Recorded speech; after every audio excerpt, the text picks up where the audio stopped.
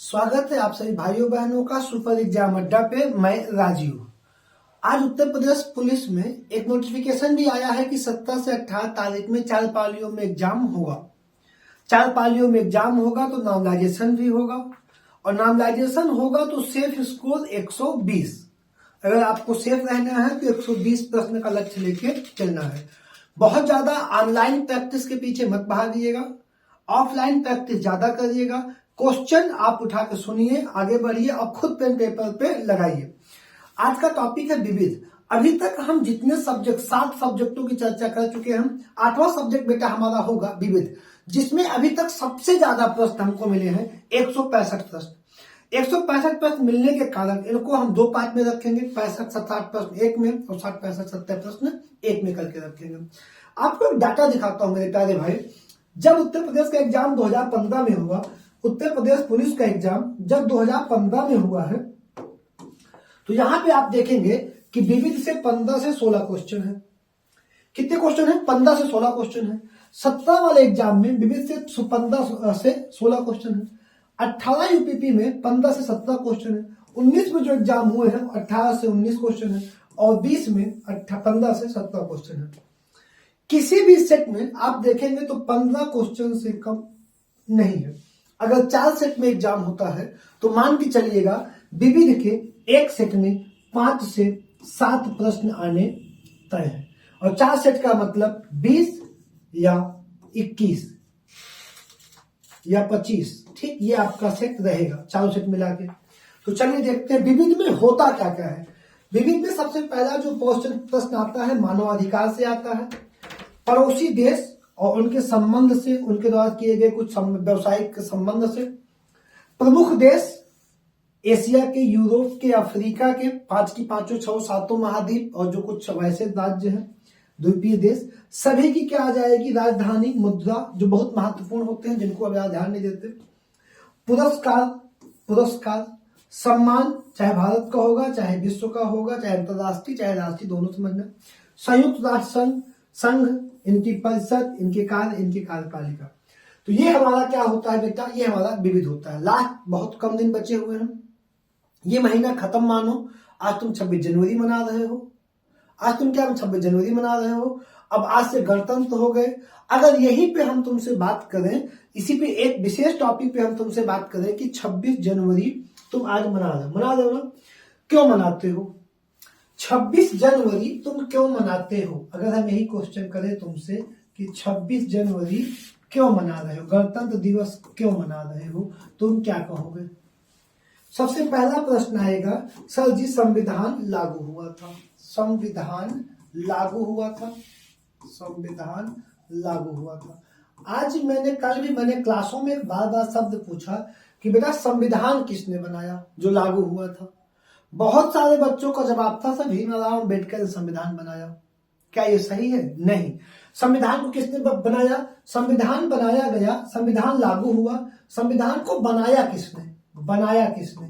संविधान सभा ने। किसने बनाया? संविधान सभा ने। संविधान सभा ने। संविधान सभा को किसने बनाया? संविधान सभा का गठन किसने किया? संविधान सभा का गठन बेटा किसने किया? इसका गठन कर दिया है किसने? कैबिनेट मिशन ने। कैबिनेट मिशन ने। कैबिनेट मिशन में कितने लोग थे? 3 सदस्य थे, Pethick Lawrence, Alexander, AB Alexander और स्टेफन क्रिप्स। ठीक, कैबिनेट मिशन बनाया। संविधान सभा क्या है? संविधान सभा ने भारत का संविधान बनाया। किसने? संविधान सभा ने।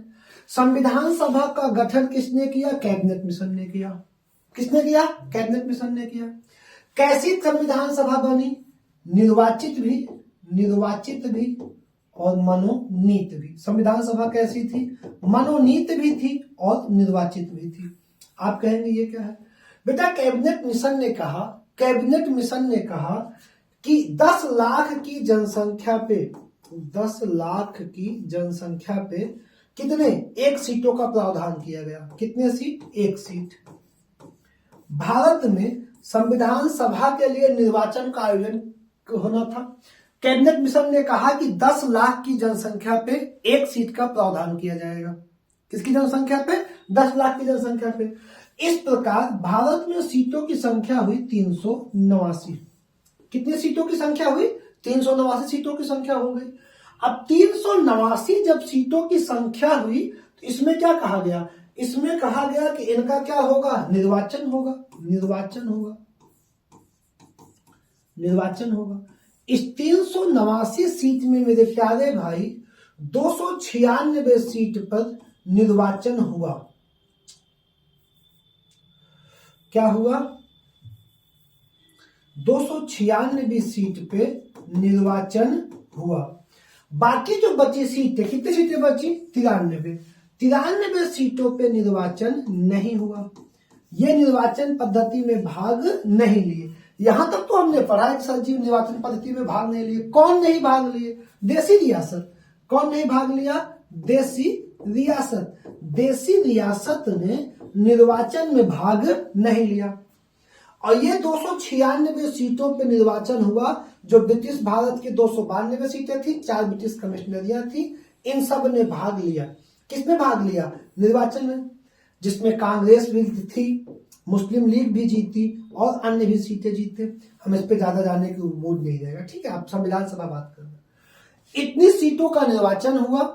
1946 की मैं बात कर रहा हूं। इतनी सीटों पे निर्वाचन नहीं हुआ तो क्या हुआ? तो क्या संविधान सभा में 296 लोग थे?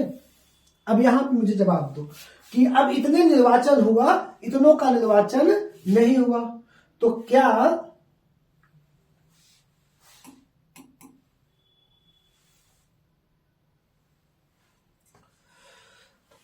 क्या संविधान सभा में 296 लोग थे या उससे ज्यादा थे? आपको यह बताना है कि संविधान सभा में कितने लोग थे। 296 थे कि 389 थे कि 93 कहां चले गए? तो आपको यहां पे यह बताना है कि हुआ क्या। ठीक, देखिए मैं आपको बता रहा हूं। ठीक, अब बातों को समझिए आप जरा सा। भैया इन लोगों ने कहा कि हमको ये निर्वाचन में भाग लिए, लेकिन इनको निर्वाचन में भाग नहीं लेना था। तो ये लोग सीधा मनोनीत होके आ गए। 93 लोग कैसे आ गए? मनोनीत होके। जो इनके देसी रियासत का राजा जिनको मन किया उसको संविधान सभा में भेज दिया। और ये 296 लोग कैसे आए? 296 लोग निर्वाचित होके आए और 93 लोग मनोनीत होके आए। टोटल संख्या कितनी हो गई? 389 हो गई बेटा संविधान सभा में। टोटल संख्या कितनी हो गई? 389। इसी 389 में तुम्हारी क्या थी? 15 महिलाएं थी जो काम करेंगी। अब 6 दिसंबर 1946 को संविधान सभा का गठन हुआ। कब गठन हुआ? 6 दिसंबर 1946 को संविधान सभा का गठन हुआ। किसके नेतृत्व में? कैबिनेट मिशन के नेतृत्व में। संविधान सभा की जो पहली बैठक हुई मेरे भाई, वो बैठक कब हुई? संविधान सभा की पहली बैठक हमारी हुई 9 दिसंबर को। 9 दिसंबर 1946 को। अब बहुत बड़े पैमाने पे एग्जामों में पूछा गया कि संविधान सभा का गठन कब हुआ, तो लोग इस डेट को, बहुत सारी किताबों में छपा है ये, लेकिन गठन कब हुआ? 6 को। अब यहाँ पे पहली बैठक हुई। ये कौन सी बैठक हुई? पहली बैठक हुई संविधान सभा की। संविधान सभा की पहली बैठक हुई जिसमें अस्थायी अध्यक्ष सच्चिदानंद सिन्हा को बना दिया गया। मुस्लिम लीग ने इसमें भाग नहीं लिया। संविधान सभा की दूसरी बैठक हुई 11 दिसंबर 1946 को, जिसमें 3 पद बने, अध्यक्ष, उपाध्यक्ष, सलाहकार। ठीक, कौन बना? राजेंद्र प्रसाद और उनके 2 सहयोगी उपाध्यक्ष एक लोग बनाए गए, एक लोग सलाहकार बनाए गए, कानूनी सलाहकार। कब बनाए गए? 11 को। तीसरा बैठक चल रहा था 13 दिसंबर 1946 को। कब चल रहा था? 13 दिसंबर 1946 को संविधान सभा की तीसरी बैठक चली। जब संविधान सभा की तीसरी बैठक चली तो जवाहरलाल नेहरू ने बेटा एक प्रस्ताव, एक सुझाव दिया संविधान सभा को कि हम अपने संविधान में आगे एक प्रस्तावना या उद्देशिका रख लें, जिसे आज हम प्रस्तावना कहते हैं, उद्देशिका रख लें। ये प्रस्ताव JL नेहरू ने दिया 13 तारीख को। किसको दिया? संविधान सभा को प्रस्ताव दिया। अब इस प्रस्ताव को संविधान सभा ने कब एक्सेप्ट किया? इस प्रस्ताव को संविधान सभा ने एक्सेप्ट किया 22 जैन 1947 को, 46 में दिया। तो यहां पे तुमको लिखना है कि उद्देशिका प्रस्ताव कब एक्सेप्ट हुई? 22 जनवरी 1947 में। दिया कब था? 13 दिसंबर 1946 को। अब संविधान बनना शुरू हो गया, कमेटी काम करने लगी। अब बेटा 26 नवंबर 1949 को 2 वर्ष 11 महीने और 18 दिन काम करके संविधान बनके तैयार हो गया। Bill be settled, bill be passed, एक अधिनियम पेश किया BR अम्बेडकर जी ने। संविधान पूरा बन गया, सब एक्सेप्ट हो गया। तो संविधान की जब अंगीकरण की बात आएगी, अंगीकृत, तो हम क्या कह देंगे? 26 जनवरी 1950 को संविधान क्या कर लिया गया? अंगीकृत कर लिया गया। अब जवाहरलाल नेहरू ने कहा कि इस संविधान को अभी ना लागू करके हम लोग कब लागू कर ले? हम लोग लागू कर ले इस संविधान को 26 जैन 1950 को। ऐसा क्या होगा? क्योंकि 26 जनवरी 1930 को कांग्रेस ने 26 जनवरी 1930 में कांग्रेस ने स्वराज्य दिवस मनाया था, स्वराज्य दिवस मनाया था। तो उसने कहा कि अगर हम इस दिन संविधान को लागू करेंगे तो इस दिन को भी क्या मिल जाएगी? एक वैल्यू मिल जाएगी 26 जनवरी को। और सबने उस पर कह दिया कोई बात नहीं, बहुत अच्छी बात है। तो बेटा 26 नवंबर 1949 तक संविधान सभा की कुल 11 बैठक हो चुकी थी। कितनी बैठक हो चुकी थी? 11 बैठक। अब यहां पे लागू हो गया होता तो हम कहते हैं कि भैया कुल बैठक 11 हुई है, लेकिन लागू कब हुआ? 26 जनवरी 1950 को।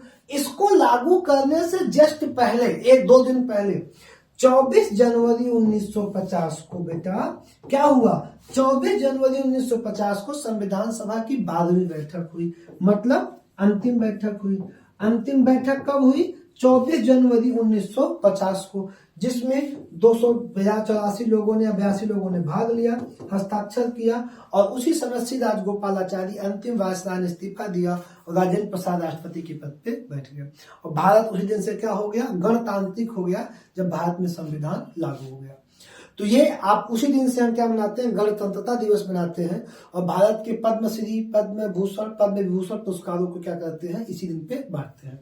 ठीक, तो अगर आपको ये बात समझ में आई हो तो आप चाहो तो इसका स्क्रीनशॉट एक रख लो, नहीं चाहो तो मैंने क्लास में हजारों बार पढ़ाया है यार, कुछ ऐसा इसमें बहुत नया कुछ मैंने नहीं दे दिया है। एक प्रश्न मैं आपको बताऊं, बड़ा तगड़ा सा प्रश्न आता है कि विभाजन के बाद भारत की संविधान सभा में कितने सदस्य बचते हैं? अब बच्चे के दिमाग में वहां पे ऑप्शन लिखा रहता है 299 सदस्य बचते हैं। बच्चे के दिमाग में हमेशा चल रहा है कि संविधान सभा में तो 296 लोग हैं, तो यार पाकिस्तान में भी चले गए और 299 बचे भी, तो ये कैसे होता है? बेटा 296 नहीं थे, टोटल मेंबर थे 389, जिसमें 296 तो निर्वाचित वाले थे और 93 मनोनीत वाले थे। टोटल मेंबर कितने थे? 389। इस 389 मेंबर में थे बेटा कितने चले गए? 90 पाकिस्तान में चले गए और बचे 299। ये भारत की संविधान सभा में हुआ बंटवारे के बाद, 14 अगस्त 1947 के बाद की। तो भारत के संविधान सभा में कितने मेंबर बचे थे? 299। Point clear? कितनी महिलाएं थी? 15। तो ये हो गया आपका संविधान दिवस, या आज क्या था? गणतंत्र दिवस के विशेष क्लास में, जिसका फीस आपको नहीं देना है। चलो आगे बढ़ते हैं। यहाँ पे कोई डाउट होगा तो कमेंट करना, मैं इसको पूरा डिटेल वीडियो एक संविधान सभा पे बना के आपको भेज दूंगा। चलिए अभी एग्जाम को फोकस करें। पहला प्रश्न इसी के साथ कि सिंगापुर की मुद्रा कौन सी है? शुरुआत थी यार मुद्रा से हुई है, सिंगापुर की मुद्रा। अब यहाँ पे कई सारी मुद्राएं हैं, नहीं कि आपको बता दिया जाए। अब आपको बता दें 20 से 25 देश विश्व में डॉलर का प्रयोग करते हैं। डॉलर जैसे सबसे बड़े में अमेरिका, दूसरे सबसे बड़े क्षेत्रफल में क्या बात करेंगे? उत्तरी अमेरिका का एक देश है कनाडा, उसके बाद बात करेंगे तो ऑस्ट्रेलिया, जो बड़े देशों में ऑस्ट्रेलिया, और कुछ छोटे देश जमैका, लाइबेरिया, सिंगापुर, ताइवान, ये सब क्या प्रयोग करते हैं? डॉलर। तो अब जब डॉलर का प्रयोग करते हैं तो हम यहाँ सिंगापुर डॉलर लिख के आगे बढ़ जाएंगे। किसका प्रयोग करते हैं? डॉलर का, और यहाँ हम लिख देंगे सिंगापुर डॉलर लिख के आगे बढ़ जाएंगे। तो हमारा क्या हो गया? कुछ प्रैक्टिस सेट होंगे जो आपको दिखेंगे यहाँ पे कि उनकी मुद्रा क्या है और उनके वो क्या है। देख लीजिए कुछ को हम लोगों ने। रूस, यहाँ पे इससे हमें कोई मतलब नहीं, आप देख लीजिएगा, ठीक है। हम लोग यहाँ पे हैं, राजधानी है मॉस्को, और रूसी रुपया का क्या नाम है? रूबल। अर्मेनिया रुपया है घूट। अजरबैजान रुपया है मनात। बहरीन रुपया है बहरीनी दिनार। साइप्रस रुपया है यूरो। मिस्र रुपया क्या है? मिस्री पाउंड। जॉर्जिया जॉर्जियाई लारी। ईरान रियाल। ये थोड़ा इंपॉर्टेंट देश में होंगे, जैसे अजरबैजान, ठीक। उसके बाद ये जॉर्जिया के बाद सॉरी ईरान, ठीक। राजधानी तेहरान और रियाल। इराक दिनार, ये दोनों बहुत कंफ्यूज करते हैं, बहुत ज्यादा। इराक दिनार, ईरान रियाल, ठीक। अगला चलते हैं, प्रैक्टिस करते हो जल्दी जल्दी। फिलिस्तीन मिस्र पाउंड फिलिस्तीन में, और जॉर्जियाई दिनार भी चलता है। कतर रियाल, कतरी रियाल। सऊदी अरब रियाल भी कुछ पश्चिमी देश है एशिया के रियाल का प्रयोग करेंगे। सीरिया पाउंड का प्रयोग करेगा। तुर्की का एक प्रांत है थ्रेस को छोड़ के लीरा, तुर्की का एक प्रांत है थ्रेस को छोड़ के लीरा। संयुक्त अरब अमीरात यूएई दिरहम। यूएई और सऊदी लोग बहुत इसमें, सऊदी अरब और यूएई में लोग बहुत कंफ्यूज होते हैं। यूएई की मुद्रा दिरहम भैया, और सऊदी अरब की मुद्रा रियाल है। इसमें आपको कंफ्यूज होने की जरूरत नहीं, सबकी भाषा भी है, ठीक। अगला क्या है? अगला है इजराइल। बहुत विवाद में रहा था अभी इजराइल युद्ध के कारण, तो आप ये राजधानी यरूशलेम और मुद्रा शेकेल। जॉर्डन अम्मान राजधानी हो जाएगा, दिनार का प्रयोग करता है जॉर्डन। कुवैत दिनार का प्रयोग करता है कुवैत। लेबनान बेरूत पाउंड का प्रयोग करता है लेबनान। ओमान रियाल का प्रयोग करेगा, ठीक है। मस्कट राजधानी हो जाएगी। कजाकिस्तान नूर सुल्तान, ये बहुत क्वेश्चन आता है एग्जाम में, राजधानी का तेंगे हो जाएगी, तेंगे मुद्रा। किर्गिस्तान बेशेक्स राजधानी हो जाएगी, सोम हो जाएगी मुद्रा। तजाकिस्तान सोमानी मुद्रा हो जाएगी। तुर्कमेनिस्तान मनात हो जाएगी। उज्बेकिस्तान उज्बेक सोम हो जाएगी। चीन में यहाँ पे बच्चा फंस गया, सर ये क्या दिया है? आपने चीन में युआन पढ़ा होगा, तो युआन की छोटी इकाई क्या है? रामिन्स बी है। अभी आगे क्वेश्चन में भी मिलेगी आपको। जापान की जापानी येन हो जाएगी, ठीक। अगला क्या लिखा है? कुछ बहुत वो देश है जिन पे दूसरे देशों का कब्जा है। ताइवान की राजधानी ताइपे, और क्या हो जाएगा? नया ताइवानी डॉलर ताइवान प्रयोग करता है। अब खाजिया में क्या है? अब खाजियन अफसर और रूसी रूबल का प्रयोग होता है, रूस के अधिपत्य में है ये क्या है? अर्धशक में क्या है? अर्धशक नाटक और आर्मेनियाई नाटक का प्रयोग करता है ये। उत्तरी साइप्रस में तुर्की की लीरा का प्रयोग होता है, ठीक। दक्षिणी ओसेसिया रूसी रूबल का प्रयोग करता है बेटा ये। अगला है तुम्हारा मालदीप, अभी विवाद में है ना, यहाँ का क्या है? मालदीपी रूफिया है, मालदीपी रूफिया नहीं रूफिया हो जाएगा। अगला क्या है? नेपाल की राजधानी क्या है? नेपाली है, क्या है? नेपाली रुपया है। पाकिस्तानी रुपया है। श्रीलंका से रूफिया, ठीक। ये क्या हो जाएगा? ब्रुनेई डॉलर का प्रयोग करता है एशिया में। ब्रुनेई की खासियत क्या है कि भैया जो एशिया का सबसे बड़ा द्वीप है कौन सा है? बोर्नियो पे 3 देश निवास करते हैं। पहला देश कौन सा? इंडोनेशिया। दूसरा कौन सा है? मलेशिया। और तीसरा कौन सा है? ब्रुनेई, ठीक। ब्रुनेई के पास तेल की वो है। कंबोडिया की क्या है? RIEL यहाँ की मुद्दा हो जाएगी। अगला प्रश्न, इरिडियम परत की खोज किसने की थी और नोबेल पुरस्कार भी जीता था? इरिडियम एक भौतिकी का पदार्थ है जो पेन की निप में और बैरिंग में इसको लगाया जाता है, परत के रूप में इसको लगाया जाता है। इरिडियम की खोज हेनरी मोसेल ने, पियरे क्यूरी ने, सेंटियागो रोमेन ने, या लुइस अल्वा रेज ने? तो बेटा यहाँ पे लुइस अल्वा रेज ने किसकी खोज की थी? इरेडियम की खोज की थी, इरेडियम की खोज की थी। और इनको जो है इरेडियम की खोज के कारण भौतिकी से 1968 में नोबेल प्राप्त हुआ था। किससे? भौतिकी से, भौतिकी से नोबेल मिला था कब? 1968 में। अब इस पर से तुमको एक बात की बहुत अच्छे ध्यान दे लेना कि बेटा नोबेल पुरस्कार किसको मिला है अभी तक, इसका एक अच्छी सी पीडीएफ बना के 2 पेज बना के पढ़ लेना तुमको। किस क्षेत्र में मिला है, किस किताब से, किस खोज के कारण या किस व्यवस्था का, क्या शांति का नोबेल है, भौतिकी नोबेल, रसायन नोबेल, क्या नोबेल, आपको देख के चलना है। ठीक, नोबेल विशेष क्लास पढ़ना है। अगला प्रश्न है निम्नलिखित में से कौन सी पुस्तक अलेक्जेंडर ड्यूमास द्वारा लिखी गई है? अब बेटा अलेक्जेंडर ड्यूमास द्वारा लिखी गई पुस्तक कौन सी है? देखो द थ्री, क्या लिखा है भैया ये? The three musketeers. The three musketeers को कहां पे? The three the adventure. तो यहाँ पहली पुस्तक कौन सी? द थ्री मस्केटियर्स किसकी द्वारा लिखी गई पुस्तक है? ड्यूमास अलेक्जेंडर ड्यूमास द्वारा लिखी पुस्तक कौन सी है? द थ्री मस्केटियर्स हो जाएगी। अगला प्रश्न बेटा हमारा कि भारत में निम्नलिखित में से किस प्रधानमंत्री डिस्कवरी ऑफ इंडिया बेटा जवाहरलाल नेहरू भारत के पहले प्रधानमंत्री और 17 साल लगातार रहने वाले प्रधानमंत्री की पुस्तक है जवाहरलाल नेहरू की।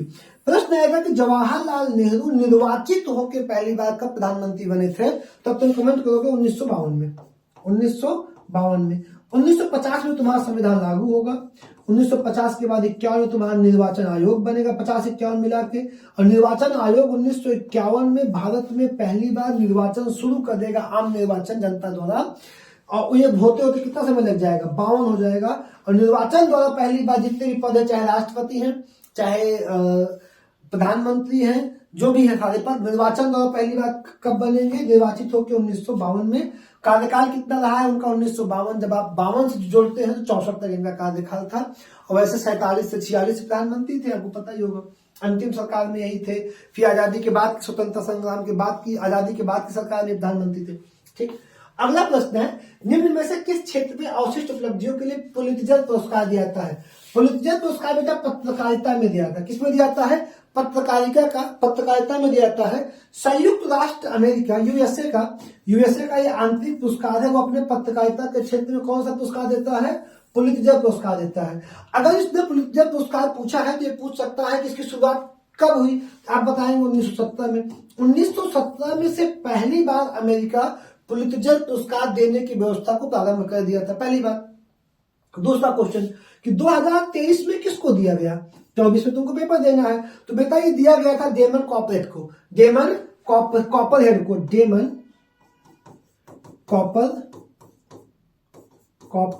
को यह पुरस्कार किसमें दिया गया है? 2023 में। कौन सा पुरस्कार दिया गया बेटा? पुलित्जर पुरस्कार पत्रकारिता में 2023 में डेमन कॉपरहेड को दिया गया। अगला प्रश्न है हमारा आंतरिक सुरक्षा विभाग निम्नलिखित में से किस मंत्रालय के अंतर्गत काम करता है? आंतरिक सुरक्षा विभाग। अब देश की आंतरिक सुरक्षा विभाग गृह मंत्रालय, रक्षा मंत्रालय, संसदीय कार्य मंत्रालय, गृह मंत्रालय, विदेश मंत्रालय। अगर आंतरिक सुरक्षा का मामला है तो वह गृह मंत्रालय का मामला है। किसके अधीन काम करता है? गृह मंत्रालय के अंतर्गत काम करता है। अगला प्रश्न निम्नलिखित विकल्पों में से वह एकमात्र देश कौन सा है जिसके साथ भारत की एक प्रचलित प्रेफरेंशियल ट्रेड एग्रीमेंट PAT है? अब बहुत बड़ी बात यह है कि बहुत इंपॉर्टेंट मैटर है कि आप इतने दिन से पढ़ रहे हैं, बहुत ऑनलाइन ऑफलाइन पढ़ रहे होंगे, आपको किसी ने बताया ही नहीं होगा कि प्रेफरेंशियल ट्रेड एग्रीमेंट होता क्या है, PTA होता क्या है।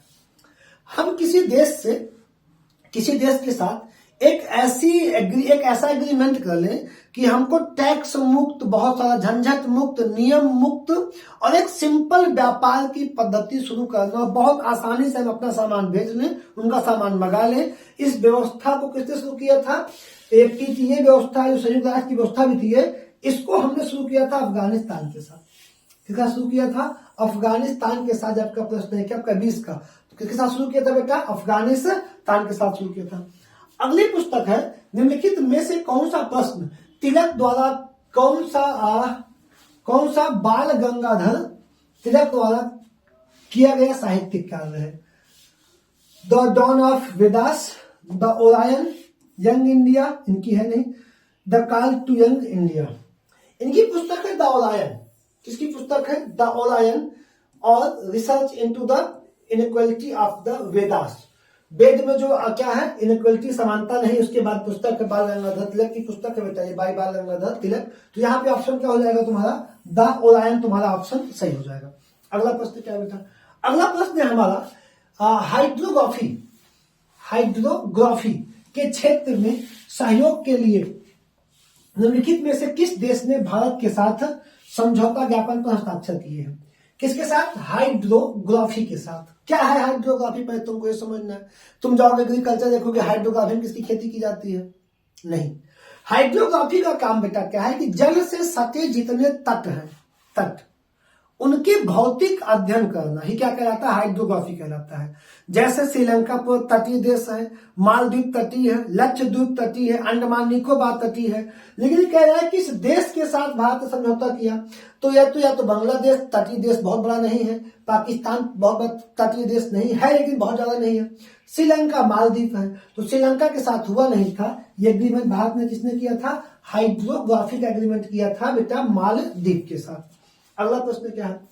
अगला प्रश्न है चार्टर में संयुक्त राष्ट्र के प्रमुख अंगों की स्थापना की अंगों के स्थापना। संयुक्त राष्ट्र संघ में कितने मुख्य निकाय सम्मिलित हैं? अब यहाँ पे तुमको देश की संख्या नहीं था, संयुक्त राष्ट्र संघ में कितने देश हैं, कितने निकाय कार्य करते हैं संयुक्त राष्ट्र संघ में बेटा? 6 निकाय कार्य करते हैं। कितने निकाय? जैसे पहला क्या है? महासभा। संयुक्त राष्ट्र संघ का जो पहला निकाय क्या है? महासभा। दूसरा सुरक्षा परिषद। दूसरा क्या है? सुरक्षा परिषद। तीसरा क्या हो जाएगा? संयुक्त राष्ट्र। संयुक्त राष्ट्र 3 हो जाएंगे। चौथा क्या होगा? न्यास परिषद। न्यास परिषद। अंतरराष्ट्रीय न्यायालय दहे कौन कहता है? 5 हो गया। और एक और हो जाएगा हमारा आर्थिक परिषद। आर्थिक परिषद। तो हमारे ये कितने काम करते हैं? 6। क्या संयुक्त राष्ट्र में कुल कितने मुख्य निकाय समितियां हैं? 6 समितियां हो जाएंगी हमारी, ठीक। तो यहाँ पे आपको ये नहीं बताना है कि संयुक्त राष्ट्र में कितने देश हैं, बच्चे ही समझ के इस क्वेश्चन को सेट कर रहे थे, ऐसा नहीं पूछा ये। अगला प्रश्न क्या है? भारत और नेपाल के बीच विवाद निम्नलिखित में से किस क्षेत्र की सीमा के लिए है? अब आपको बता दें, भारत और नेपाल के बीच विवाद, जो पूरा का पूरा विवाद है, वह विवाद है उत्तराखंड नेपाल में एक नदी है काली। एक नदी कौन सी है? काली। काली को लेकर पूरा विवाद है भारत नेपाल का। अब मामला यह है, जब आप उत्तराखंड के मैप में जाएंगे तो ऐसे दो छोटी छोटी नदियों के संगम से काली बनेगी, जो आगे आके अपने यहाँ शारदा का रूप लेगी, ठीक है, बनेगी। अब यहाँ पे नेपाल कहता है कि इसका उद्गम ये है, और भारत कहता है कि प्रमुख काली का उद्गम ये है। इस पे एक संधि हमारी भारत से नेपाल से हुई है। अब ये कहता है कि भारत है, और नेपाल कहता है कि ये यहां से निकली हुई है, ये नदी कौन सी? काली। तो ये जो जगह बनी, एक दर्रा तुम्हारा यहीं पे बाबू साहब, लेपू लेक। लेपू लेक विवादित दर्रा है। अब ये जगह क्यों इंपॉर्टेंट है? क्योंकि ये चीन को भी छूता है, ये नेपाल को भी छूता है, ये भारत को भी छूता है। तो अब नेपाल के बहकावे में आगे कभी कभी बोलता है कि हमारा है। कौन बोलता है? नेपाल बोलेगा कि हमारा भी काली यहां से बहेगी। तो यहाँ पे काला पानी का जो जोन है, यहीं पे ये क्या है? तो विवादित रहता है हमारा। किसके लिए विवादित है? काली नदी का जोन है, भारत और नेपाल के बीच विवादित जोन हो जाएगा बेटा। अगला देखो, दिवस से प्रश्न आया है, निम्नलिखित में किस तारीख को अंतरराष्ट्रीय शांति दिवस मनाया जाता है? 20 का प्रश्न है। अंतरराष्ट्रीय शांति दिवस 15 सितंबर को नहीं, 21 सितंबर, 2 सितंबर या 28 सितंबर। इसका मतलब मना सितंबर में जाएगा। तो आपकी डेट क्या है? 21 सितंबर को अंतरराष्ट्रीय शांति दिवस मनाया जाता है। अगला प्रश्न बेटा क्या हो जाएगा? अगला प्रश्न देखो, वही है जो तुमको डर हो रहा तक सही। क्या लिख दिए हैं बेटा? यहीं पे तुम, ये इसकी सबसे छोटी इकाई है, चाइना मुद्रा की छोटी इकाई है। क्या है बेटा? ये रेमिन बीज। और इसकी बड़ी इकाई क्या लिखता है? युआन लिखते हैं यार, युआन। तो ये बड़ी हो जाएगी, छोटी हो जाएगी। यहाँ पे चाइना की मुद्रा आपकी हो जाएगी क्या? रेनिन बीज, ठीक। मुद्रा, चीन की मुद्रा को क्या कहा जाता है? अगला प्रश्न हमारा क्या हो जाएगा? राष्ट्रीय मानवाधिकार आयोग NHRC में कितने सदस्य होते हैं? अब आपको बता दें, ये प्रश्न 2020 का है और इसमें उत्तर लगा है 8, जो गलत है। आपके पास किताब होगी, उसमें भी गलत उत्तर लगा है। सही ऑप्शन इसमें है नहीं, ये उत्तर बाद में काट दिया गया था, लेकिन अब आपका सही ऑप्शन इसमें है नहीं बेटा। राष्ट्रीय मानवाधिकार आयोग में सदस्य होते हैं, कुल टोटल होते हैं 6, जिसमें एक अध्यक्ष होते हैं और 5 सदस्य होते हैं। एक अध्यक्ष होते हैं और 5 सदस्य होते हैं। इसमें जो उत्तर लगा है, कुछ किताबों ने 9 लगाया है और कुछ किताबों ने 8 लगाया है। ऑप्शन नहीं होने का 2-4 बहुत ज्यादा कम थे, 8-6 के लेवल में चल रहा था। वास्तविकता क्या है, कितने मेंबर हो जाएंगे? 6। अध्यक्ष होने कितने मेंबर हो जाएंगे? 6 हो जाएंगे। अगला प्रश्न क्या है, 2010 के दौरान लागू हुई नवीनतम कोड अंतरराष्ट्रीय मानवाधिकार संधि में निम्नलिखित में से कौन से थी?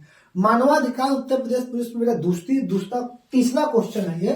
2010 के दौरान लागू हुई नवीनतम कोड अंतरराष्ट्रीय मानवाधिकार संधि निम्नलिखित में से कौन सी है? विकलांग व्यक्तियों के अधिकार की समिति, एनफोर्स्ड डिसअपीयरेंस ऑफ समिति पर समिति, प्रवासी श्रमिकों पर समिति, महिलाओं के विरुद्ध भेदभाव उन्मूलन पर समिति। तो यहाँ पे हो जाएगा एनफोर्स्ड डिसअपीयरेंस पर समिति।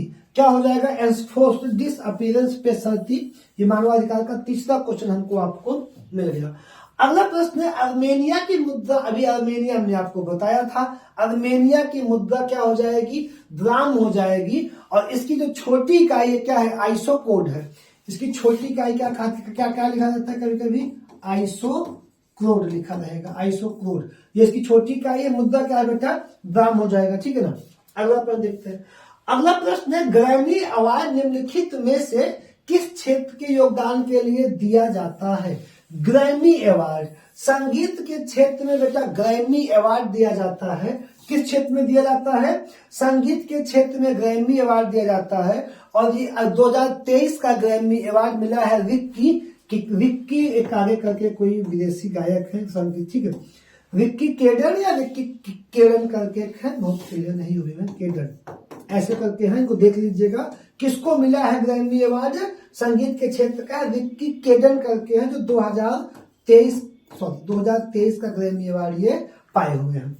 अगला प्रश्न क्या देखते हैं, कपास प्रौद्योगिकी पर अनुसंधान के लिए केंद्रीय संस्थान कहाँ है? कपास के केंद्रीय संस्थान पूछा है मुंबई में, नागपुर में, दिल्ली में, जयपुर में। तो कपास केंद्रीय संस्थान बेटा मुंबई में है। कहां पे हो जाएगा तुम्हारा? कपास केंद्रीय संस्थान मुंबई में हो जाएगा।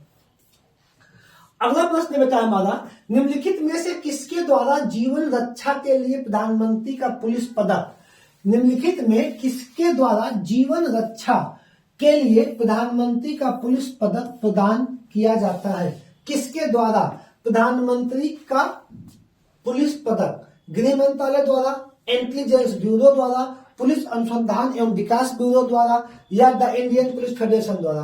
तो बेटा इंटेलिजेंस ब्यूरो द्वारा यह पुरस्कार दिया जाता है। कौन सा? जीवन रक्षा के लिए प्रधानमंत्री का पुलिस पदक दिया जाता है।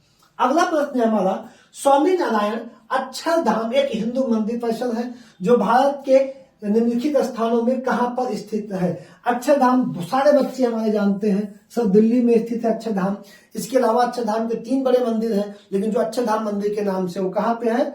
और बाकी जो स्वामी नारायण मंदिर के नाम से है, कहां पे हो जाएगा? दिल्ली।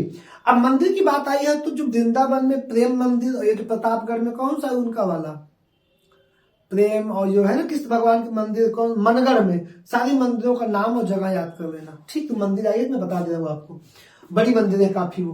निम्नलिखित में से कौन सी पुस्तक रोहिंटन मिस्त्री द्वारा लिखी गई है? निम्नलिखित में से कौन सी पुस्तक रोहिंटन मिस्त्री द्वारा लिखी गई है? English August, our moon had blood clots, serious man, a fine balance. तो कौन सी पुस्तक रोहिंटन 2019 की पुस्तक भी है ये, रोहिंटन मिस्त्री द्वारा लिखी गई है? The fine balance. ठीक, द फाइन बैलेंस कहाँ की पुस्तक है ये? किसने लिखा है? रोहिंटन मिस्त्री द्वारा लिखी गई पुस्तक है। अगला प्रश्न मेरे भाई, भारतीय कृषि अनुसंधान संस्थान पूसा का मुख्यालय कहाँ है? भारतीय कृषि अनुसंधान संस्थान पूसा का मुख्यालय कहाँ पर स्थित है? दिल्ली में, लखनऊ में, देहरादून में या करनाल में? तो बेटा दिल्ली में पूसा का मुख्यालय स्थित है। भारतीय कृषि अनुसंधान संस्थान का मुख्यालय दिल्ली में स्थित हो जाएगा।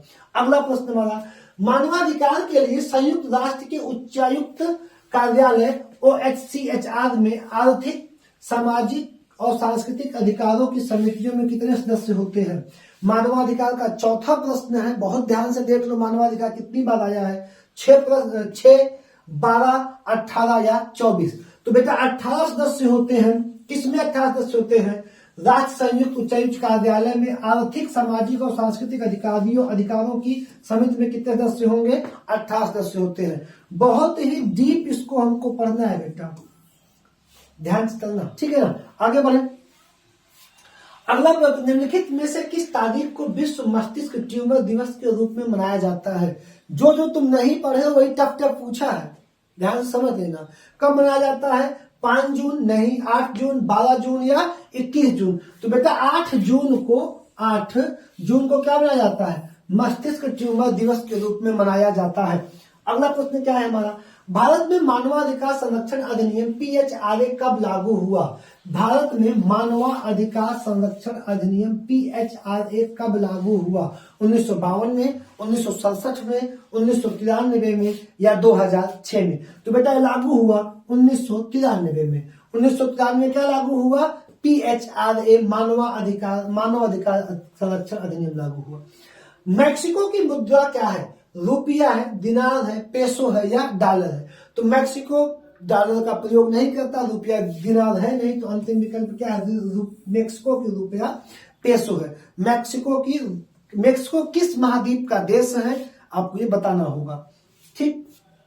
अगला, निम्नलिखित में से कौन सा साइबर अपराध नहीं है? पोर्नोग्राफिक, अश्लील मेल भेजना, सोशल, कौन सा साइबर अपराध नहीं है?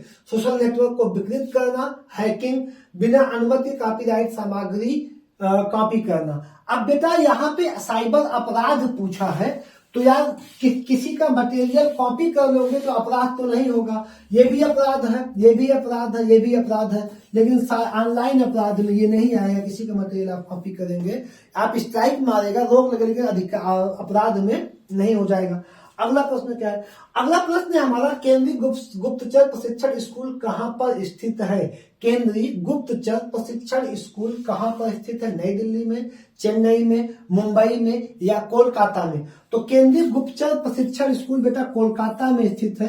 कहां स्थित हो जाएगा हमारा? कोलकाता हो जाएगा। अगला प्रश्न है हमारा, म्यांमार में भारत का दूतावास निम्नलिखित में से किस स्थान पे है? हर देश का दूतावास लगभग होता है। जैसे भारत में लगभग दूतावास कहाँ है? लगभग शायद नई दिल्ली में है, दिल्ली में है। तो यंगून में, थानोट में, तोनगई में या मांडले में? तो बेटा सारे के सारे दूतावास म्यांमार में कहाँ बनाए गए? यंगून में।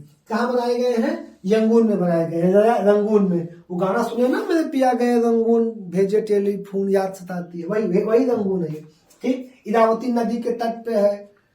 पहले लोग, जब आप अपने बाबाओं से पूछेंगे तो सबसे ज्यादा लोग पैसा कमाने कलकत्ता जाते थे। सबसे ज्यादा किसी गांव में देखो, बैंकों का काम करने कलकत्ता से ही बैंकों का उदय हुआ। बेंच पे बैठ के सबसे ज्यादा लोग कलकत्ता जाते थे पैसा कमाने। म्यांमार, कलकत्ता, रंगून के बाद वो क्या नाम है उसका, चटगांव, बांग्लादेश में चटगांव, शिवसेन दादा वाला, तो वहां पे हुआ था चटगांव। किस नदी के तट पे? दोनों कमेंट कर सकते हो। चटगांव किसके तट पे है और रंगून किसके तट पे है? सान का पठार किन दो नदियों के बीच में होता, तो बीच में चलते रहो। इंडोनेशिया की राजधानी क्या है? इंडोनेशिया की राजधानी है मनीला या पोर्टो प्रिंस या जकार्ता या सुमात्रा? बेटा इंडोनेशिया की राजधानी जकार्ता है। अगर अब मैं यही से तुमसे पूछूं कि इंडोनेशिया की राजधानी जकार्ता, उसकी, इंडोनेशिया एक द्वीपीय देश है, 10,000 से ज्यादा द्वीप हैं, किस द्वीप पे स्थित है? सुमात्रा इंडोनेशिया का सबसे बड़ा द्वीप है। मनीला फिलीपींस की हो जाएगी, ठीक है। अब वो सबसे बड़ा द्वीप है, तो इंडोनेशिया की राजधानी जकार्ता किस द्वीप पर स्थित है? तो बेटा यह स्थित है जावा द्वीप पे। किस द्वीप पे स्थित है? जावा। और जावा द्वीप और सुमात्रा द्वीप के बीच में ही सुंडा गर्त स्थित है। क्या स्थित है? सुंडा गर्त है, जो हिंद महासागर का सबसे गहरा स्थान सुंडा ट्रेंच है। और यहीं पे बाली स्थित है, जहां पे जाने के लोग झगड़ा करते हैं, बाली, ठीक है। बाली बहुत प्रसिद्ध पर्यटन स्थल है। बाली धर्म में बहुत बड़ा धार्मिक है, जहाँ पर समुद्र के अंदर बड़े बड़े शिवलिंग है, शंकर भगवान की मंदिर, रामलीला का मंचन यहाँ होता है, बाली यहाँ पे, ठीक है ना। अब यहीं पे सुंदर ट्रेंच है, यहीं पे सुंदर जल संधि जो यहाँ से यहाँ को जोड़ देगा, इनको अलग कर देगा, और राजधानी जकार्ता किस पे? जावा पे हो जाएगा। अगला प्रश्न क्या है हमारा? अगला प्रश्न है हमारा, निम्न में से कौन सी कल्पना चावला की जीवनी है और जीन पियर हैरिस द्वारा लिखी गई है। जीन पियर हैरिस द्वारा कौन सी कल्पना चावला की जीवनी लिखी गई है? तो आपको बताना है age the time, flood of fire, the mother I never knew, dare to do for the new generation. तो बेटा age of time, age of time क्या है? एज ऑफ टाइम क्या है? कल्पना चावला की जीवनी है, जिसको किसने लिखा है? जीन पियर हैरिसन ने, जीन पियर हैरिसन ने लिखा है। अगला प्रश्न है बेटा, अर्जेंटीना की राजधानी इनमें से कौन सी है? अर्जेंटीना तुम्हें बताना है कि सबसे पहले किस महाद्वीप पे स्थित देश है, और इसकी राजधानी ब्यूनस आयर्स है, बहरीन है, ब्रुसेल्स है, या बोत्सवाना है। तो ब्यूनस आयर्स बेटा इसकी राजधानी है। क्या है? ब्यूनस आयर्स इसकी राजधानी हो जाएगी। अगला प्रश्न हमारा, फिर देखो आप मानवाधिकार का पढ़ो एक बार, तो मानवाधिकार का प्रश्न है। ठीक, क्या प्रश्न है? मानवाधिकार उच्चायुक्त कार्यालय OHCHR में 2006 के दौरान निम्नलिखित में किस निकाय ने मानवाधिकार आयोग की जगह ली? 2006 के दौरान निम्नलिखित में से किस निकाय ने मानवाधिकार आयोग की जगह ली? मानवाधिकार समिति ने, सार्वभौमिक आवधिक समीक्षा ने, मानवाधिकार परिषद ने, आर्थिक सामाजिक और सांस्कृतिक अधिकारों पर समिति ने। मानवाधिकार परिषद ने किसकी जगह ली? OHCHR की, किसकी जगह ली? ठीक, किसकी जगह ली? मानवाधिकार उच्चायुक्त कार्यालय की जगह किसने ली? मानवाधिकार परिषद ने ली। अगला प्रश्न, निम्नलिखित में किस दिन को राष्ट्रीय एकता दिवस के रूप में मनाया जाता है? राष्ट्रीय एकता दिवस के रूप में मनाया जाता है 31 अक्टूबर को। अब तुम क्या बता सकते हो क्यों? अगर बता सकते हो क्यों तो मेरे प्यारे भैया जरूर कमेंट करें कि राष्ट्रीय एकता दिवस के रूप में क्यों मनाया जाता है 31 अक्टूबर को। हमें नहीं पता, आपको बताना है, और इसी के साथ बताना है कि स्टैचू ऑफ यूनिटी की लंबाई कितनी थी, और स्टैचू ऑफ यूनिटी को किस चाइनीज या किस कंपनी ने बनाया है, और वह किस नदी के तट पर स्थित है। अगला, निम्नलिखित किस वर्ष में भारतीय आईटी अधिनियम 2000 में प्रमुख संशोधन किया गया? भारतीय आईटी एक्ट 2000 में प्रमुख संशोधन कब किया गया? 2006 में किया गया, 2005 में किया गया, 2008 में किया गया, या 2004 में किया गया? बेटा 2008 में किया गया। कब, किस में? आईटी एक्ट 2000 में, 2008 में प्रमुख संशोधन किए गए। अगला प्रश्न है भैया, इथियोपिया की मुद्रा क्या है? डॉलर, थिलिंग, टका, या बिर्र? तो बेटा बिर्र ही क्या है? इथियोपिया की मुद्रा है। इथियोपिया, सोमालिया अफ्रीका के सबसे गरीब देशों में शामिल होते हैं। ठीक, विश्व में अभी 3 देश ऐसे शामिल होते हैं बेटा, जिसमें इथियोपिया और सोमालिया। इथियोपिया और सोमालिया में एक कानून लागू होता है लाश को बेचने का, लाश को बेचने का, जो बहुत दिनों तक भारत में लागू था। भारत में कहां पे? भारत के उड़ीसा के कालाहांडी में, उड़ीसा के कालाहांडी में, कालाहांडी में यहाँ पे ये कानून लागू था लाश को बेचने को। ऐसा क्या, लाश को क्यों बेचते थे? कोई शौक नहीं थी, सिर्फ एक प्रॉब्लम है, भूखमरी। क्या थी? भूखमरी ही प्रॉब्लम थी, और कोई प्रॉब्लम नहीं थी। भूख की स्थिति में भारत बहुत अच्छे देशों में नहीं है। भूख की स्थिति में भारत बहुत अच्छे देशों में नहीं है। अभी हाल में एक रील वायरल हुई थी अयोध्या की, मैं तो यार उस रील को देखा, मेरे पास रील अभी होगी, रील मेरे पास अभी होगी। उस रील को देखने के बाद बहुत पेन हुआ अंदर से कि एक पुलिस की गाड़ी रुकती है, बोलेरो है या कोई गाड़ी है, और एक बहुत गरीब 80 साल की उम्र की महिला उनके सामने ऐसे हाथ फैलाते, उसमें कुछ खाने का पैकेट बट रहा होता है उस गाड़ी से। रील फोन में पता नहीं किसा आईडी की रील है, डालने के बाद दिक्कत आ जाएगी यार, ठीक है। और बहुत पढ़े लिखे लोग, नीली टोपी वाले अधिकारी थे सब, सिल्वर स्टार वाले, ठीक है, सब बड़े अधिकारी थे। एक पैकेट किसी ने उठा के उस महिला को नहीं दिया, एक पैकेट उठा के किसी ने उस महिला को नहीं दिया। क्या हमारी शिक्षा ऐसी ही है? अगर ऐसी ही है तो शायद शिक्षा नहीं होनी चाहिए। 20 रुपए का एक बोतल पानी, और बहुत रहा होगा तो बहुत महंगा IAS IPS के लिए खाने की भी चीज रही होगी तो 500 कितनी बड़ी एक पॉलिथीन की पैकेट, 1000 रुपए की। क्या एक 80 साल के बुजुर्ग जिसने अपने भूख के लिए उसे एक बोतल पानी से किसी का महल नहीं खड़ा हो जाएगा यार। अगर तुम किसी को देखो, गलत लोगों को मदद मत करो, लेकिन अगर चाय पी रहे हो, एक समोसा कहीं खा रहे हो, 5 रुपए का समोसा किसी को खिला दोगे तो तुम्हारा कुछ ऐसा नहीं चला जाएगा जिससे तुम हो जाएगा कुछ, ठीक है ना उनकी रिया। लेकिन गलत लोगों को दान मत करो। दान धर्म के नाम पे नहीं होना चाहिए, दान मंदिर में जाके नहीं होना चाहिए। दान किसको होना चाहिए? दान नीड को होना चाहिए। चद्दर मस्जिद में जाके और पैसा मंदिर में जाके दान नहीं होना चाहिए सर। तुम स्प्लेंडर से जाओगे यहां से ना, किससे जाओगे? स्प्लेंडर से। बाबा किससे घूमेगा? फॉर्चूनर से। बाबा का बेटा किससे घूमेगा? फॉर्चूनर से। तुम जाओगे इसे चीटी की तरह लाइन लगा के दर्शन करोगे। विधायक जी आएंगे ना, बजरंग बली सब, भगवान अल्लाह सब जाकर उठ के 10 लाइन लगाएंगे। अरे भाई विधायक जी आइए, AC लगवा के ले आइएगा। सर उस नीड वाले को दान करिए सर। हम तो खुद कहते हैं कि मंदिरों में दान बंद करिए, मंदिर के बाहर, मंदिर से दूर हट के। और नहीं समझ में आ रहा आपको दान करना, तो मैं तो सिर्फ एक चीज कहता हूं, जितने बड़े अरबपति हैं, दान करना नहीं समझ में आता, एक काम से आप कर दीजिए बस।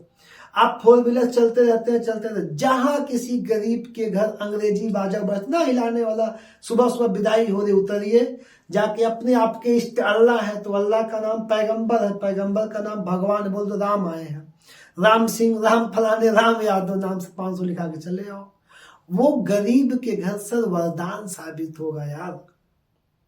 एजुकेशन का मतलब ये नहीं कि तुम बैंक के क्लर्क बन गए तो कोई बुढ़ा आ रहा तो अभी नाक ढांप लेते हो, ढांक लेते लगा दो चलो यार, उसी के पैसे से तुम नौकरी कर दो। क्यों संवेदनाएं मार गई हो तुम्हारी? वो वीडियो को देखना, जब देखना कभी रील आएगी, इतना मतलब मार्मिक वीडियो था वो, कि क्या शिक्षा ऐसी होती है। ठीक, तो चलिए आते हैं अपने प्रश्न पे उठ के हम, ठीक है, अपने किस पे आते हैं? प्रश्न पे।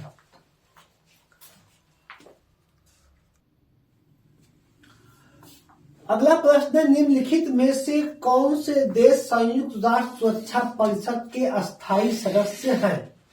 कौन से देश संयुक्त राष्ट्र परिषद के अस्थायी सदस्य हैं? प्रश्न है 2019 का। प्रश्न कब का है? 2019 का है। और इसमें ऑप्शन क्या होगा? भारत, पाकिस्तान, श्रीलंका, बांग्लादेश, फ्रांस, जापान, चीन, भारत। ठीक, अमेरिका, रूस अब नहीं है, तब था UK, फ्रांस, चीन, ये 5 थे। अब कितने बचेंगे? इन पे विवाद ही है 4। ये हमारा क्या हो जाएगा? सही ऑप्शन हो जाएगा D वाला। ठीक, आगे बढ़े। मानवाधिकार परिषद निम्नलिखित में से किस वर्ष गठित किया गया था? मानवाधिकार से 7वां प्रश्न है, देख लेना। मानवाधिकार परिषद निम्न में से किस वर्ष गठित किया गया था? तो बेटा हो जाएगा 2006 में। कब हो जाएगा? 2006 में मानवाधिकार परिषद गठित किया गया था। अगला प्रश्न है, भारत ने निम्नलिखित में से किस देश के साथ भूमि सीमा का एक समझौता किया जो जून 2015 में अनुसमर्थन पुष्टि या इंस्ट्रूमेंट्स ऑफ रेटिफिकेशन आदान प्रदान के बाद लागू हुआ? आपको पता होगा 100वां संविधान संशोधन आपने जरूर पढ़ा होगा। 2015 भारत और बांग्लादेश के साथ हमने अपना 101 अनुच्छेद उनको दिया और उनसे 51 क्षेत्र लिया। और ये देश किसके साथ हो जाएगा? भारत और बांग्लादेश के साथ हमने ये किया। ये करंट 15 का प्रश्न था और ठीक ठाक प्रश्न, अच्छा प्रश्न है, आप इसको पढ़े भी होंगे 1-2 बार। अगला प्रश्न, प्रसिद्ध पुस्तक द कैलकाटा क्रोमोसोम निम्नलिखित में से किस लेखक द्वारा लिखी गई पुस्तक है भैया? Jerry Pinto, Amitabh Ghosh, Margaret Atwood और जोनाथन स्टाउट। तो बेटा अमिताभ घोष द्वारा लिखी गई पुस्तक थी कौन सी? The Calcutta chromosomes. अगला प्रश्न हो जाएगा बेटा, निम्नलिखित में कौन भारत के प्रथम सर्वोच्च वीरता पुरस्कार परमवीर चक्र से सम्मानित हुए? तो बेटा मेजर सोमनाथ शर्मा ही सम्मानित हुए, सबसे पहले सम्मानित होने वाले परमवीर चक्र से थे, तो हम बहुत ज्यादा उसमें नहीं गए हैं। अगला, भारत में लोसुंग या लोसांग त्योहार ज्यादातर हर साल दिसंबर के महीने मनाया जाता है। यह त्योहार भारत के किस राज्य में मनाया जाएगा? राज्य और त्योहार बहुत ज्यादा इंपॉर्टेंट तो है नहीं, मैंने आपको पहले इस बात को बताया भी है। लेकिन एक आया है, अब देखो हरियाणा में तो यार मनाया नहीं जाएगा। तुम नाम से तुमको लग रहा है कि हरियाणा इतना टप नाम रखेगा? उस नाम में नहीं लेगा हरियाणा इतना टप ना हरियाणा बनाएगा ना पंजाब बनाएगा। अब दो की मामला फंसा, सिक्किम या केरल। तो अब तुम चले जाओ, अगर ऐसे नाम कहीं आते हैं तो सिक्किम में, क्योंकि बौद्धों का देश है, चाइना सब सटा हुआ है, उसके नाम पर लोसिंग और लोसांग कौन बनाएगा? सिक्किम बनाएगा। कौन बना देगा? सिक्किम बना देगा। तो इसको ध्यान रखना, पहले कौन नहीं होगा इस पे थोड़ा सा एक बार विचार कर लेना, बहुत जल्दी ठीक नहीं करना है तुमको, ठीक है। अरे यार भाई, मानवाधिकार का 11वां प्रश्न लगातार है, 19 चल रहा है, नहीं पढ़े हो, क्योंकि कौनो कोचिंग मानवाधिकार नहीं पढ़ाती। हमें पता है सब क्या पढ़ा रहे हैं, सब बता रहे हैं, बुक, किताब, मुद्दा, नोट, ये सब दुनिया भर का। 11वां प्रश्न है 19 तक। क्या है भैया? देखो, मानवाधिकार संघ निकायों के स्वतंत्र विशेषज्ञों का कार्यकाल कितने वर्षों का? इतने टफ पर जो कभी कोई पढ़ाता ही नहीं है। कितने वर्षों का होता है बेटा? 4 वर्षों का। कितने वर्षों का? 4 वर्षों का होता है। अगला प्रश्न है, भारत में बहादुरी का सर्वोच्च पुरस्कार निम्नलिखित में से कौन सा है? अशोक चक्र, परमवीर चक्र, कीर्ति चक्र या वीर चक्र? तो बहादुरी का पुरस्कार जो आर्मी को दिया जाता है बेटा, वो है परमवीर चक्र। तो वो क्या है? Paramvir Chakra. My passage from India द्वारा डाट के द्वारा लिखी गई पुस्तक है Mulk Raj Anand, Edward Morgan Forster, Vidiadhar Surat Prasad Naipaul, Ismail Merchant. यह पुस्तक my passage from India Ismail Merchant द्वारा लिखी गई एक पुस्तक थी। किसके द्वारा लिखी गई पुस्तक थी? इस्माइल मर्चेंट द्वारा लिखी गई बेटा एक पुस्तक थी। अब यार इसका जवाब देना पड़ेगा, तो बेकार ही है, पढ़ लो प्रश्न में, मार दिया 5 जून, ठीक है ना। आगे बढ़ो तुम जल्दी से। जेट इंजन का आविष्कार किसने किया था? 18 का प्रश्न है। रोजर बेकन ने, सर फ्रैंक व्हिटल ने, जेम्स वाट ने, लुइस एडवर्ड वाटरमैन ने। जेट इंजन का आविष्कार बेटा किया, जिसके पहले भी प्रश्न आ चुका है, सर फ्रैंक व्हिटल ने। किसने किया? जेम्स वाट ने भाप इंजन का कर देंगे, एडिसन वाटरमैन फाउंटेन पेन का कर देंगे, ठीक है, ये भाप इंजन का कर देंगे, और क्या हो जाएगा? व्हिटल किसका कर देंगे बेटा? जेट इंजन का आविष्कार कर देंगे। अगला प्रश्न, निम्नलिखित में से कौन सा सामाजिक मीडिया नेटवर्क एक सार्वजनिक रूप से सूचीबद्ध कंपनी नहीं है? सूचीबद्ध ट्विटर, फेसबुक, क्योरा या वीईबो? तो क्या हो जाएगा? क्योरा एक, ये अमेरिका का एक सर्चिंग साइट है क्योरा, ये सामाजिक संगठन या सोशल मीडिया साइट नहीं है। अगला, फिनलैंड की शासकीय मुद्रा क्या है? फिनलैंड वही देश जो कभी नोकिया मोबाइल बनाया करता था, वही जो सबसे शांत होने का पुरस्कार जीतता है, सबसे स्वच्छ और सबसे शांत, अपराध मुक्त। उसकी मुद्रा यूरोप का देश है फिनलैंड, ठीक। डॉलर है, पाउंड है, रियाल है या यूरो है, यूरोप का देश है बेटा, यूरो का प्रयोग करता है फिनलैंड। किसका प्रयोग करता है? यूरो का। प्योंगयांग किस देश की राजधानी है? मालदीव की, मंगोलिया की, मलेशिया की या उत्तर कोरिया की? तो बेटा प्योंगयांग उत्तर कोरिया की राजधानी है। कहाँ की राजधानी है? उत्तर कोरिया की। अब देखो प्रश्न थोड़े से आसान हो रहे हैं, हम चल रहे हैं पीछे 18 की तरफ। निम्नलिखित में से कौन संयुक्त राष्ट्र अमेरिका का एक राज्य नहीं है?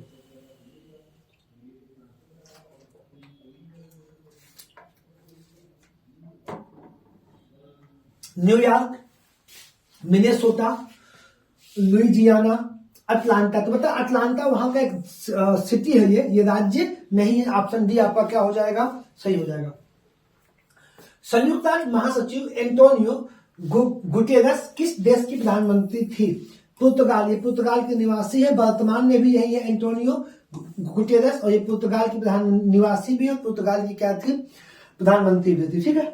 ये प्रश्न लंबे समय से रहा है। भारत निम्न में से किस संगठन का सदस्य नहीं है? राष्ट्रकुल का, G20 का, दक्षिण एशियाई क्षेत्रीय सहयोग संगठन का, दक्षिण पूर्वी एशियाई क्षेत्रीय संगठन का। तो दक्षिण एशियाई पूर्वी आसियान किसका नहीं बेटा? आसियान का सदस्य भारत नहीं है। आसियान का सदस्य भारत नहीं। आसियान में कुल कितने देश हैं? 10 देश हैं। पहला कौन है? म्यांमार। पहला कौन है? म्यांमार। म्यांमार के ऊपर जाओगे कौन है भैया? लाओस। लाओस। म्यांमार के नीचे जाओगे कौन? थाईलैंड।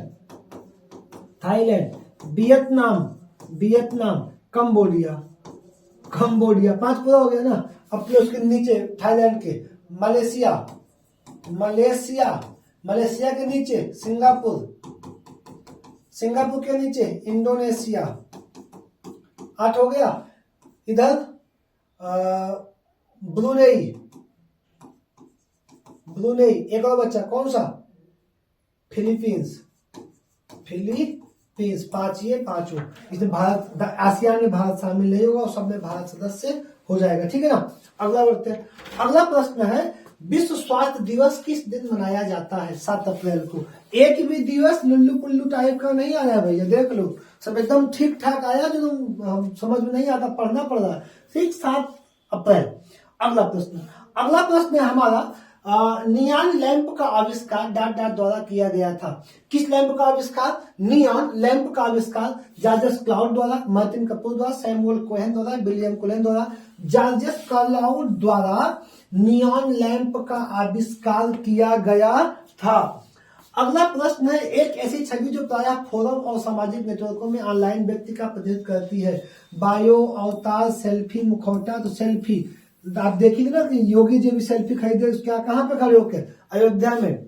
जिस फोनवा सेल्फी खरीदे वो फोनवा का दाम बढ़ गया। यस 23-24 का क्रेज है भाई साहब, देख लीजिए।